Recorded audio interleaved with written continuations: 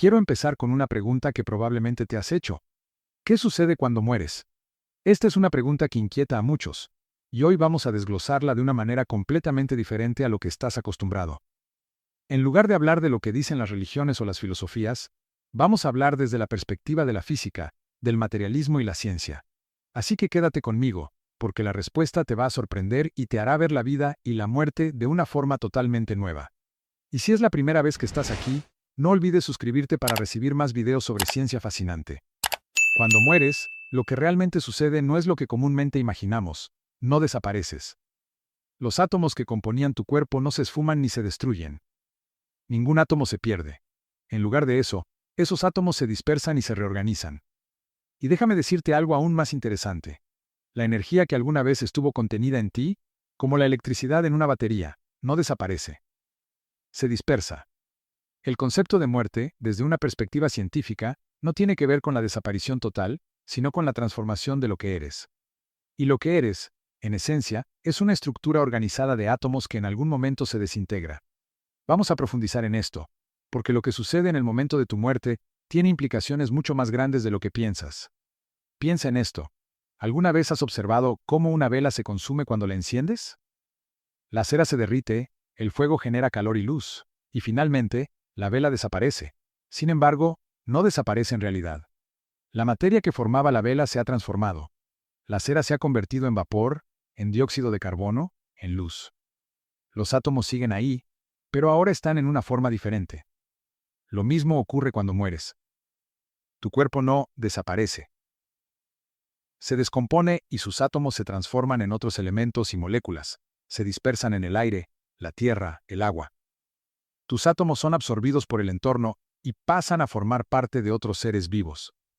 Es una transformación continua. Es aquí donde entra la primera ley de la termodinámica.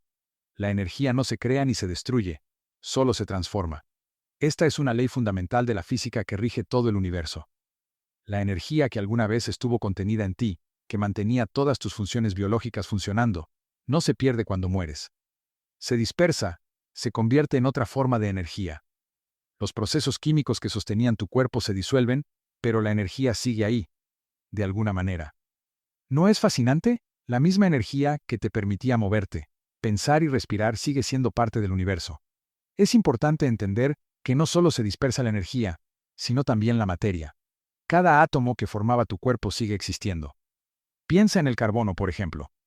El carbono en tus huesos, en tus músculos, en tu piel, en tus órganos, es el mismo carbono que existía antes de que nacieras, y será el mismo carbono que existirá después de que mueras. Estos átomos viajaron por el universo mucho antes de llegar a ti. Fueron creados en el corazón de estrellas que explotaron en supernovas. Los átomos que te componen, como el carbono, el oxígeno, el hidrógeno, el nitrógeno, no se originaron en la Tierra, sino en los núcleos de estrellas que existieron hace miles de millones de años. Ahora, si todo esto suena como algo extraño, es porque lo es, pero es una belleza extraña. Lo que estamos viendo es que la vida, la materia, la energía, todo está interconectado de una manera tan profunda que la muerte no es un final, sino solo un paso más en el ciclo infinito de transformación de la materia y la energía. El carbono que alguna vez fue parte de un dinosaurio podría ahora estar en un árbol, en un animal o incluso en ti. Cada átomo de tu cuerpo ha tenido una historia, y esa historia no termina cuando tú mueres. Simplemente sigue su curso, pasando de una forma a otra, de una vida a otra, siempre transformándose. De hecho, algunos de los átomos en tu cuerpo hoy pueden haber formado parte de seres que vivieron hace millones de años. El agua que bebes, las moléculas de oxígeno que inhalas, probablemente han viajado por el mundo durante miles de años, siendo absorbidas, expulsadas, y pasando por innumerables seres vivos antes de llegar a ti. Piensa en eso. Las moléculas en tus pulmones ahora mismo pueden haber estado dentro de los pulmones de un dinosaurio, de un ser humano del siglo XV, o incluso de figuras históricas como Cleopatra o Julio César. Y cada vez que tomas un respiro, esas moléculas se mezclan con las de todos los seres que han existido, y con las que aún vivirán en el futuro. Somos una especie de nodo en una red interminable de materia y energía. Todo esto nos lleva a la siguiente pregunta. ¿Dónde realmente te vas cuando mueres? En un sentido físico, no te vas. Tú, como un patrón de organización de átomos, de energía, te disuelves, sí, pero esos átomos siguen existiendo. La idea de que te desintegras, en un sentido total, es una ilusión.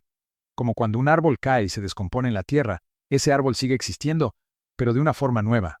De la misma manera, cuando mueres, los átomos que te componían se convierten en parte de otros procesos, de otras entidades, en una danza continua de transformación.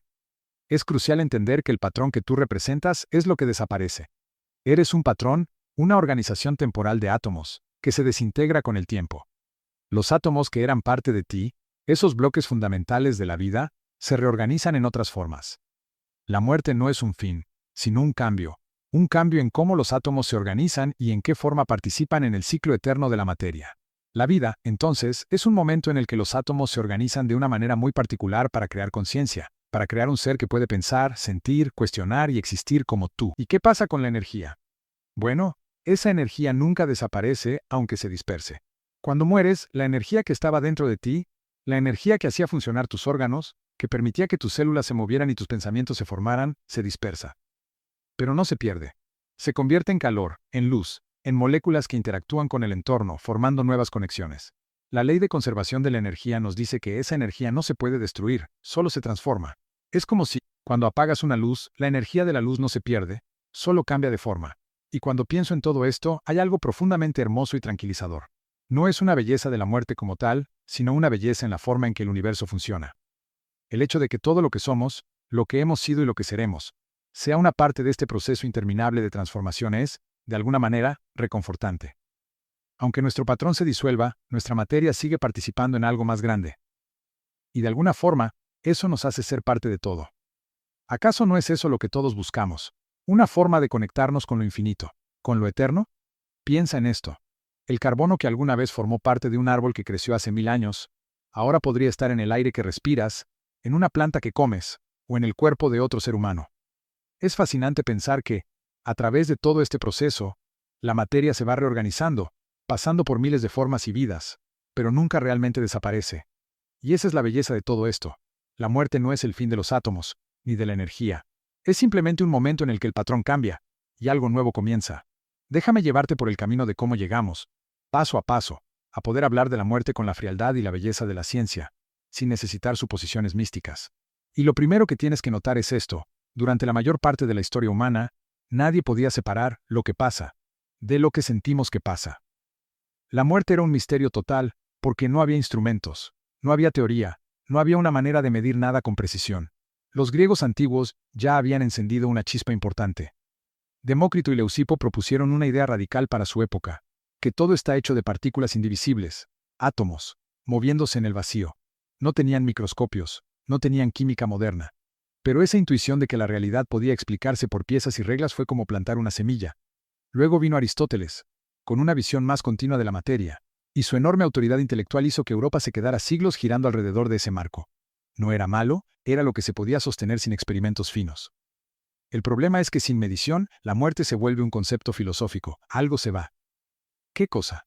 Nadie podía comprobarlo. El cambio real empieza cuando aparece la obsesión por medir. Y ahí, aunque suene raro, la muerte empezó a volverse entendible cuando la gente dejó de discutir qué es y comenzó a preguntar ¿cuánto hay?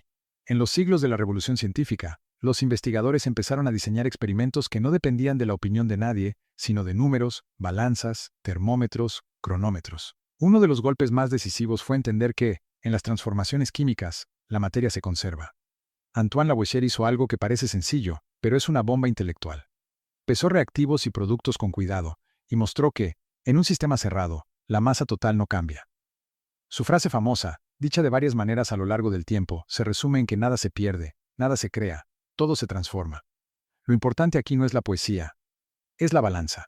Con una balanza, la desaparición deja de ser una historia y se convierte en una afirmación comprobable o refutable. En ese punto, hablar de desaparecer empezó a tener mala reputación científica. Pero todavía faltaba algo enorme: entender el calor, el trabajo y por qué el mundo tiene dirección. En el siglo XIX, la revolución industrial obligó a la ciencia a ponerse seria con el tema de la energía. Antes, el calor se pensaba a veces como un fluido invisible, y entonces aparecen experimentos que son casi brutales por lo simples.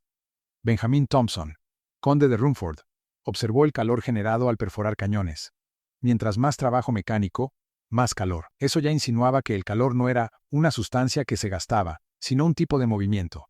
Luego James Prescott Joule lo clavó con su experimento del agitador en agua. Pesos cayendo movían paletas, el agua se calentaba, y él midió una equivalencia cuantitativa entre trabajo mecánico y calor. Ahí nace el corazón de una idea moderna, que hay una contabilidad universal, que puedes convertir trabajo en calor, con un factor medible. Eso no solo cambia la industria, cambia la forma en que piensas la vida. Con esa base, Rudolf Clausius formaliza el concepto de entropía, y William Thomson, Lord Kelvin, ayuda a establecer una escala absoluta de temperatura. Y de pronto la muerte deja de ser un evento misterioso, y empieza a verse como parte de una historia termodinámica. Los sistemas organizados requieren mantenimiento y hay un precio físico por sostener estructura. Ludwig Boltzmann lo empuja más lejos con una idea increíblemente poderosa, que la entropía está relacionada con el número de maneras microscópicas de acomodar un sistema. No es una metáfora moral de orden y desorden, es estadística de átomos. Y si quieres un punto de inflexión intelectual, está ahí, cuando el orden de la vida se traduce a probabilidad física. En paralelo, la teoría atómica dejó de ser filosofía y se volvió química seria. John Dalton propone, con base experimental, que la materia está hecha de átomos con masas características y que las sustancias se combinan en proporciones definidas. Luego Dmitri Mendeleev organiza la tabla periódica y predice elementos faltantes por patrones en propiedades, no por adivinación. Eso fue un golpe a la idea de que la naturaleza es un catálogo caótico. Había estructura profunda. Y cuando ya tienes átomos y tabla periódica, la pregunta, ¿qué pasa cuando muere un cuerpo? Cambia de forma, ya no es a dónde va, sino en qué procesos químicos se convierte. Después llega algo todavía más perturbador. La materia no es tan estable como parece. Henry Becquerel descubre la radiactividad, Marie y Pierre Curie aíslan sustancias radiactivas, y Ernest Rutherford demuestra que el átomo tiene un núcleo pequeño y denso. Más tarde, James Chadwick identifica el neutrón. De repente, el átomo deja de ser una bolita indivisible y se convierte en una estructura con partes, con transformaciones nucleares posibles. Esto importa porque abre dos puertas. Una, entender por qué algunos núcleos cambian espontáneamente. 2. Entender de dónde vienen los elementos más allá de los ligeros. Y esa segunda puerta conecta directamente con la historia cósmica de la materia, que, dicho sea de paso, redefine por completo lo que significa ser un cuerpo. Ahora, sobre el origen de los elementos, durante mucho tiempo la gente simplemente no sabía. Se sospechaba que las estrellas tenían algo que ver, pero no había mecanismo claro. En el siglo XX, Arthur Eddington se atrevió a sugerir que las estrellas podrían obtener energía al transformar hidrógeno en helio. Eso era una idea audaz porque implicaba procesos nucleares a escalas astronómicas. Luego Hans Bethe desarrolla la teoría de las reacciones que permiten esa energía en estrellas como el Sol, la cadena protón-protón y el ciclo carbono-nitrógeno-oxígeno. Esto ya es más que una historia bonita. Es física nuclear aplicada a espectros estelares, temperatura, presión, tasas de reacción. Es decir, evidencia indirecta sólida. Y para ir más lejos que el helio, necesitas otra pieza. ¿Cómo se forman elementos más pesados? Ahí entra un trabajo monumental, el artículo clásico de Burbidge, Fowler y Hoyle, que sistematiza los procesos de nucleosíntesis estelar. Y Fred Hoyle, en particular, hace algo que siempre me pareció un ejemplo de cómo funciona la física en su mejor versión. Usa la existencia de carbono en el universo para inferir que debía existir un estado resonante específico en el núcleo de carbono que facilitara su formación. Esa predicción guió experimentos posteriores que hallaron el estado energético correspondiente. Cuando la teoría te dice, si esto existe, entonces debe haber un mecanismo así. Y luego la naturaleza responde, sí, aquí está, eso te cambia la confianza en el método científico. Y, de rebote, te da una forma verificable de hablar de dónde viene la materia de los cuerpos. Todo esto también se apoyó en otra línea, la cosmología y la química del universo primitivo. La idea de que, después del Big Bang, se formaron principalmente hidrógeno y helio no se quedó como especulación. Se conecta con modelos cuantitativos de nucleosíntesis primordial desarrollados por gente como George Gamow, Ralph Alpher y Robert Herman. Más tarde, el descubrimiento de la radiación cósmica de fondo por Arno Penzias y Robert Wilson fue una confirmación observacional poderosa de que el universo tuvo un pasado caliente y denso. Eso no te dice qué significa morir, pero sí fija el escenario. La materia de la que estás hecho tiene una historia física rastreable. Ahora vámonos a la biología, porque si la física explica las reglas generales, la biología explica el mecanismo íntimo del final. En medicina antigua, la muerte se definía por señales visibles. No respirar, no moverse, no latir. Pero eso era una definición práctica, no una teoría. La comprensión moderna de lo vivo como procesos regulados crece con fisiólogos como Claude Bernard, que introduce la idea del medio interno. La vida depende de mantener condiciones estables dentro del cuerpo pese a cambios externos. Más tarde, Walter Cannon populariza el concepto de homeostasis. Esta es una pieza histórica clave porque te enseña que la vida es regulación activa, no es una sustancia, es control. Y la muerte, por tanto, es el colapso irreversible de esa regulación. En microbiología, el cambio fue todavía más dramático. Pasteur no solo estudió enfermedades, mostró que la fermentación y muchos procesos de descomposición no eran magia, sino actividad de microorganismos. Sus matraces de cuello de cisne fueron una demostración elegante contra la generación espontánea en condiciones controladas. Koch, con sus postulados, estableció cómo vincular microbios específicos con enfermedades específicas. ¿Por qué importa esto en nuestro tema? Porque convirtió el después del cuerpo en un territorio mecanístico. Ya no es el cuerpo se corrompe porque sí, sino hay agentes biológicos y reacciones bioquímicas identificables. Y aquí viene una capa moderna que cambió incluso la definición legal de muerte. Con ventiladores mecánicos y soporte vital, ya no bastaba con no respira. Puedes mantener respiración y latido artificialmente mientras el cerebro ha perdido función de manera irreversible. Por eso, en el siglo XX se desarrolla el concepto de muerte encefálica. Un punto histórico famoso es el informe del Comité Ad hoc de la Escuela de Medicina de Harvard, a finales de los años 60, que propuso criterios para el coma irreversible como una nueva manera de definir muerte en un contexto tecnológico. Después, distintos países y asociaciones médicas adoptaron y refinaron criterios clínicos, ausencia de reflejos del tronco encefálico, pruebas de apnea y otros protocolos estrictos. Esto es importante porque muestra algo muy sobrio. Incluso nuestras definiciones cambian cuando cambia nuestra capacidad de intervenir. La ciencia no solo explica, obliga a precisar. También hay una historia paralela en genética y biología molecular que cambió la manera en que pensamos el fin en las células. Cuando se descubre la estructura del ADN, se abre un mundo de mecanismos: replicación, reparación, expresión genética. Y luego se entiende que las células no solo se mueren por accidente. Existen programas de muerte celular, como la apoptosis, que son parte normal del desarrollo y el mantenimiento del organismo. Ese concepto es crucial porque te muestra que, a nivel celular, el final puede ser un proceso regulado, no solo una catástrofe. Y cuando el organismo muere, lo que falla ya no es una pieza aislada, sino la coordinación global. Ahora, como yo lo vería, todo este recorrido histórico tiene una moraleja científica. Avanzamos cuando dejamos de hablar en generalidades y empezamos a medir, aislar variables, proponer mecanismos y ponerlos a prueba.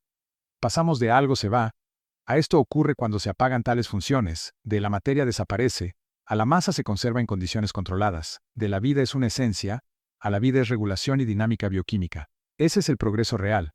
Transformar preguntas cargadas de emoción en preguntas que la naturaleza puede contestar. Si esto te está siendo útil, deja un like o cuéntame en los comentarios qué descubrimiento de todos estos: balanzas químicas, máquinas de vapor, microbios, núcleos atómicos, criterios médicos, ¿te parece que cambió más radicalmente la forma en que entendemos la muerte?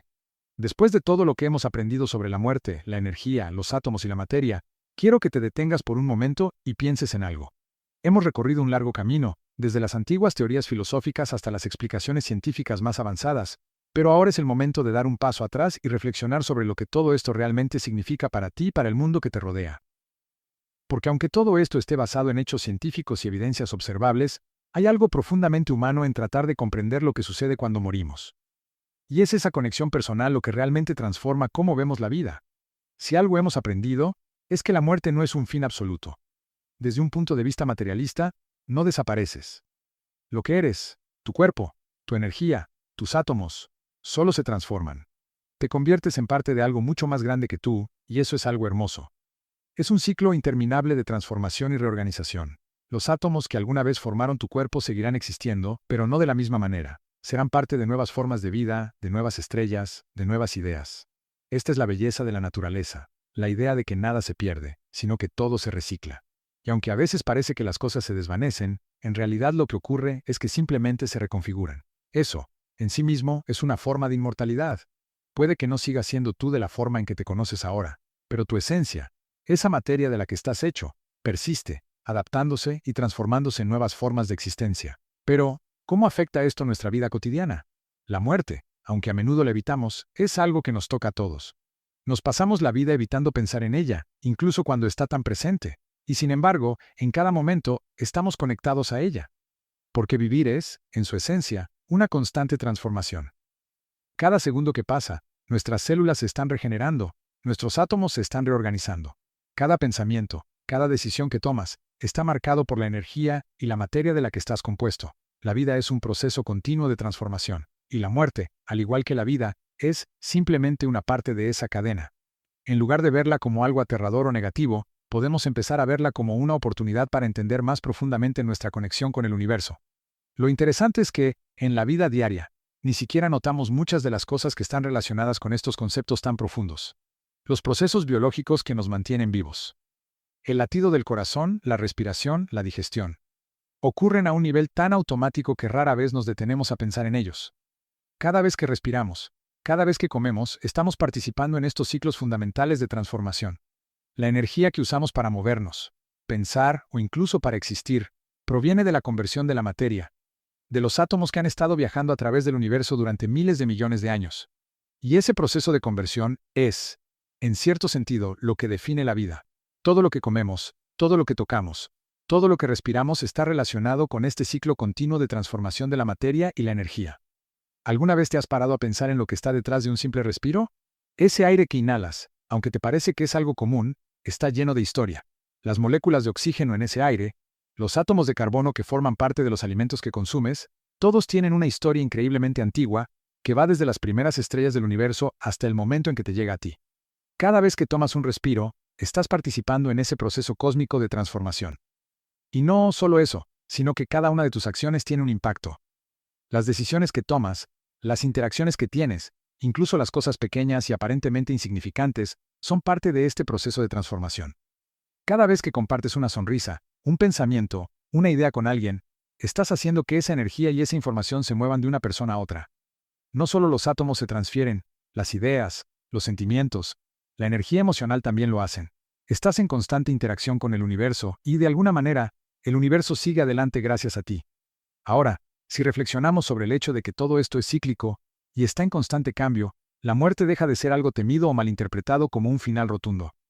En lugar de eso, se convierte en una parte natural del ciclo, un ciclo que sigue su curso más allá de nuestra comprensión inmediata. Y lo que es aún más fascinante es cómo todo esto nos conecta no solo con el universo, sino también con el resto de los seres vivos en la Tierra. Somos parte de un todo, donde los átomos que nos componen han sido compartidos, cambiados y transformados en innumerables formas a lo largo de millones de años. Cada ser vivo, cada planta, cada animal, está hecho de los mismos átomos, en diferentes formas y disposiciones, pero todos participamos en este proceso continuo. Por eso, cuando miras a tu alrededor, cuando ves a las personas que amas, o incluso cuando observas un árbol o una flor, estás viendo algo que está vinculado a ti de una manera mucho más profunda de lo que te imaginas. Esa conexión no es solo filosófica, es material, es física, y es eterna. El hecho de que tus átomos sean los mismos que los de un árbol, los de un pájaro, los de una estrella que explotó hace millones de años, te conecta con todo lo que te rodea y con todo lo que ha existido antes de ti. ¿Qué significa esto a nivel personal? Pues que, al comprender esto, podemos ver nuestras vidas de una manera diferente. Entender que somos parte de un proceso eterno de transformación nos permite aceptar nuestra finitud sin miedo. Sabemos que, aunque nuestras formas físicas se desintegren, lo que somos no desaparece en el sentido más profundo. Nos convertimos en parte de algo más grande. Y esa conciencia nos permite vivir con más gratitud, con más conexión con el mundo y con los demás. La muerte deja de ser una tragedia sin sentido y se convierte en una transición natural, una parte del ciclo cósmico que da lugar a nuevas formas de vida y existencia. En cuanto a lo global, este entendimiento tiene un enorme impacto. Nos permite ver el mundo no como algo aislado, sino como un sistema interconectado. Nos ayuda a comprender que nuestras acciones, incluso las más pequeñas, tienen un impacto en los demás, en el entorno y en el futuro. Cada uno de nosotros está conectado con el planeta, con los seres vivos, con el cosmos, y al ser conscientes de esta interconexión, podemos actuar de manera más responsable. Si entendemos que la energía y la materia nunca se pierden, sino que simplemente se transforman, podemos empezar a actuar de manera más sabia y consciente, protegiendo los recursos del planeta y asegurando que las generaciones futuras puedan continuar este proceso de transformación de la mejor manera posible. Este entendimiento también nos invita a reflexionar sobre cómo vivimos nuestras vidas en relación con los demás y con el entorno. Si todos somos parte de un ciclo continuo, nuestra responsabilidad no es solo cuidar de nosotros mismos, sino también de los demás y del mundo que habitamos. Cada acción que tomamos, cada decisión que hacemos, está conectada con todo lo que nos rodea, y ese entendimiento nos puede llevar a vivir de una manera más consciente, respetuosa y agradecida. Si todo esto te ha interesado y te ha hecho pensar de una manera diferente sobre la vida, la muerte y el universo, no olvides suscribirte para seguir explorando más ideas fascinantes. Nos vemos en el próximo video.